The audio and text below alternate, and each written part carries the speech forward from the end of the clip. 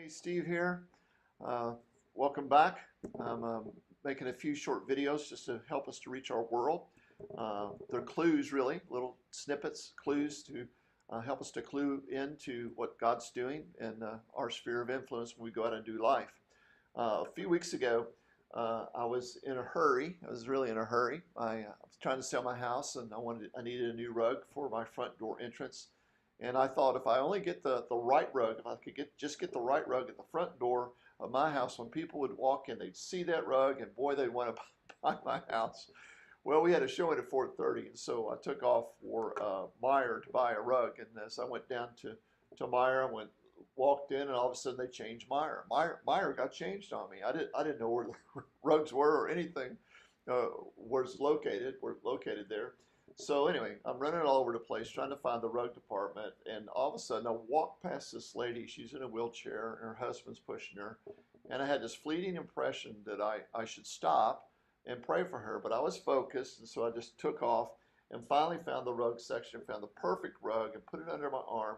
And when I turned around and walked about 10 steps, guess who was right in front of me? Yep, the lady in the wheelchair with her husband pushing her. So anyway, I have my rug, and I stop, and I say, hey, sometimes I have encouraging words for people, and I notice that you're in a wheelchair. Would it be okay if I prayed for you? And she says, well, yeah, that'd be great. I said, well, why are you in the wheelchair? She says, well, I have seizures and I fall down, and the reason why I'm in my wheelchair is because my husband doesn't like to pick me up. And so whenever we go to a store, he'll make me sit in a wheelchair. I said, okay. I said, would you mind if I put my hand on your head? And she said, yeah, that would be fine. So I'm standing there again with my rug, and I put my hand on her head, and I began to pray for her. And as I'm praying for her, I had the sense that there were like blue neurons being reestablished, new connectional pathways for her brain. So I just began to speak that out and ask God to bring healing and stability, and Lord, have all the connections to connect where they're supposed to. I said no to epilepsy. I said no to seizures. And I mentioned, come Holy Spirit. And when I said, come Holy Spirit, I noticed that the Holy Spirit was resting upon her. And I asked her, I said, do you feel that? She said, yeah, I sensed that. I said, well, that's the Holy Spirit, and that's Jesus is showing you that he really loves you. I said, thank you so much for letting me pray. She goes, oh no, thanks so much for praying for me. And so I turned and very quickly took off, got in my car, drove home, put down the rug, and waited on the people to come for their appointment. Well, guess what? The people never came for their appointment that day, and I learned a lesson.